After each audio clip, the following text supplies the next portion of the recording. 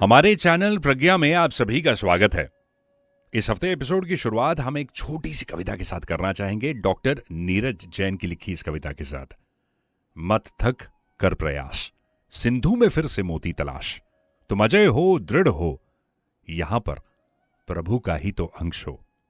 मत हार कर प्रतिकार, हिमगिरी से फिर कर दो दो हाथ, तुम पावन हो प्रचंड हो, यहां प्रभु का ही तो अंश हो।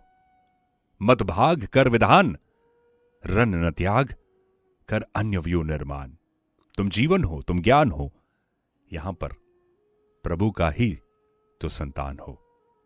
आज एक नए एपिसोड की शुरुआत है। यह है एपिसोड 60 यानी चैप्टर 9, राज विद्या योग। इसके पहले के जितने चैप्टर्स हैं और सारे एपिसोड्स हैं इसी चैनल पर आपको मिल जाएंगी। वेलकम टू प्रज्ञा। इदं तु ते गुह्यतमं प्रवक्ष्याम्यन् सूयवे, ज्ञानम विज्ञान सहितम यज्ञात्मा मोक्ष्यसे शुभात्। कृष्ण कहते हैं, हे अर्जुन, जन्म मरण रूपी इस संसार में कैसे मुक्त हुआ जाए, ये एक अत्यंत सीक्रेट बात है, यानी गोपनीय बात है, जिसको सबके सामने नहीं कहा जा सकता। क्योंकि तुम दोष दृष्टि रहित हो, इसीलिए मैं इस गोपनीय बात को तुम्हें अच्छी तरह से समझा सकता हूं। इस ज्ञान विज्ञान को जानकर तू इस संसार से मुक्त हो जाएगा। यह ज्ञान विज्ञान ही असल में राज विद्या है। अपने स्वरूप को जानना ज्ञान है और भगवान को जानना विज्ञान है। दोस्तों, जब हमारे कपड़ों में मैल लग जाता है तो कपड़े को साफ करने से वो मैल छूट जाता है। इसका कारण है कि मैल कपड़े पर बाहर से लगा है पहले से, लेकिन वो कपड़े के साथ नहीं था, इसीलिए साफ करने से वो छूट गया।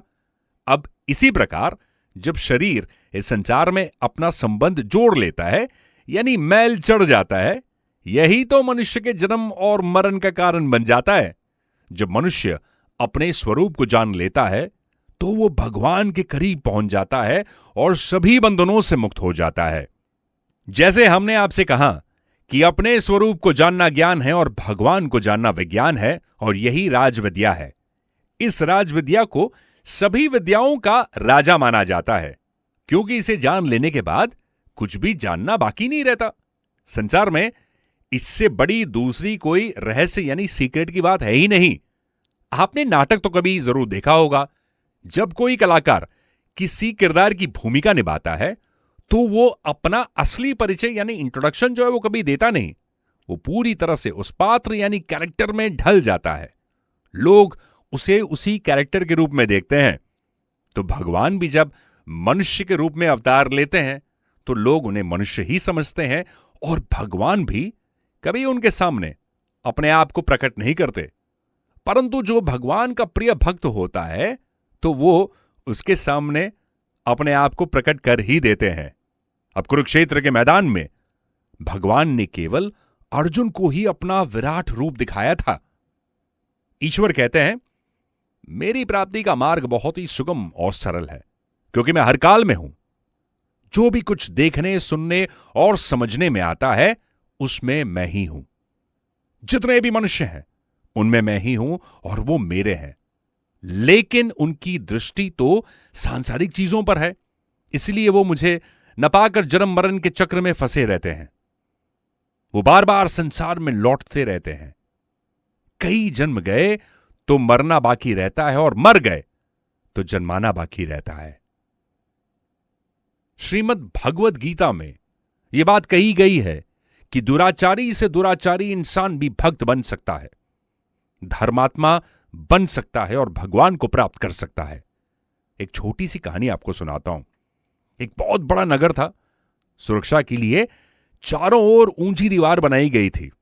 नगर से बाहर निकलने के लिए केवल एक ही दरवाजा था। एक बार की बात है, एक अंधा यानी ब्लाइंड इंसान नगर से बाहर जाना चाहता था। तो वो एक हाथ में अपनी लाठी के सहारे और दूसरे हाथ में दीवार का सहारा लेकर चल रहा था। चलते चलते जो वो बाहर निकलने वाले दरवाजे पर पहुंचा तो उसके माथे पर इरिटेशन यानी खुजली शुरू हो गई। तो वो अपने एक हाथ से माथे को खुजलाता हुआ और एक हाथ से लाठी के सहारे चलता रहा। इसी बीच जो वो एक दरवाजा है वो कहीं से निकल गया। अब माथा खुजलाने के बाद उसने फिर से उसी हाथ से दीवार को पकड़ लिया और चलता रहा, चलता रहा, चलता रहा। हर बार कोई न कोई ऐसा कारण बन जाता कि उसका जो हाथ है दीवार से हट जाता और ठीक उसी टाइम वो दरवाजा भी निकल जाता। इस प्रकार वो चक्कर ही काटता रहा, लेकिन उसको वो दरवाजा कभी नहीं मिला। तो मित्रों, हम मनुष्य भी तो इसी अंधे इंसान की तरह है। स्वर्ग नरक 84 लाख योनियों में घूमते रहते हैं। ईश्वर हमें मुक्त करने के लिए मनुष्य का शरीर देता है, परंतु मनुष्य शरीर को पाकर भोग विलास और सांसारिक बंधनों में यानी मेटेरियलिस्टिक अटैचमेंट्स में पड़ा रहता है। इसी कारण बार बार उन योनियों में उसको लौट कर आना होता है। ये जीव यानी आत्मा परमात्मा का अंश है, अतः परमात्मा ही इस जीव का असली घर है। जब ये जीव उस परमात्मा को प्राप्त कर लेता है, तब उसको अपना असली घर प्राप्त हो जाता है। फिर वहां से उसे लौटना नहीं पड़ता, यानी उसे पुनः जन्म नहीं लेना पड़ता। कृष्ण कहते हैं, ये सारा संसार मेरे कारण ही है और मैं ही इस संपूर्ण संसार में अदृश्य शक्ति रूप से सभी जगह स्थित हूं। सभी प्राणी मुझसे ही उत्पन्न होते हैं, मुझ में ही स्थित रहते हैं, परंतु मैं उनमें स्थित बिल्कुल नहीं हूं। यह खास बात है कि दोनों बातें ही एक दूसरे के विरुद्ध है। एक तरफ भगवान कहते हैं कि सभी प्राणी मुझ में स्थित हैं, लेकिन मैं उनमें स्थित नहीं हूं। कारण यह है कि यदि मैं उनमें स्थित होता, जो परिवर्तन मनुष्य में होता है वो मुझ में भी होता। यानी मनुष्य का नाश होने पर मेरा भी नाश होना चाहिए, लेकिन मुझ में ऐसा कोई परिवर्तन नहीं होता। मैं उनमें सब तरह से व्याप्त रहने में ही निर्लिप्त हूं, यानी संबंध रहित हूं। मैं उनमें स्थित हूं, मेरी सत्ता से ही उनकी सत्ता है, यानी मेरे होने पर ही उनका भी होना है। यदि मैं उनमें ना होता तो वो संसार में ना होते। आत्मा रूप में ईश्वर सब जगह विराजमान है।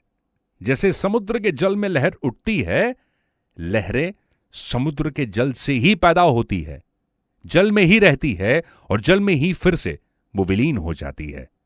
जल के बिना उनकी कोई स्वतंत्र सत्ता नहीं है। ऐसे ही तो संसार में परमात्मा है और परमात्मा में संसार है। आज का ये एपिसोड आपको कैसा लगा हमें कमेंट करके जरूर बताइए, और आप हमारी मदद कर सकते हो। देखिए, हाथों में जो मोबाइल फोन है, इस लिंक को सबके साथ शेयर करें। श्रीमद् भागवत गीता की बातें औरों तक पहुंचाएं और हमारे चैनल को सब्सक्राइब करना ना भूलिएगा।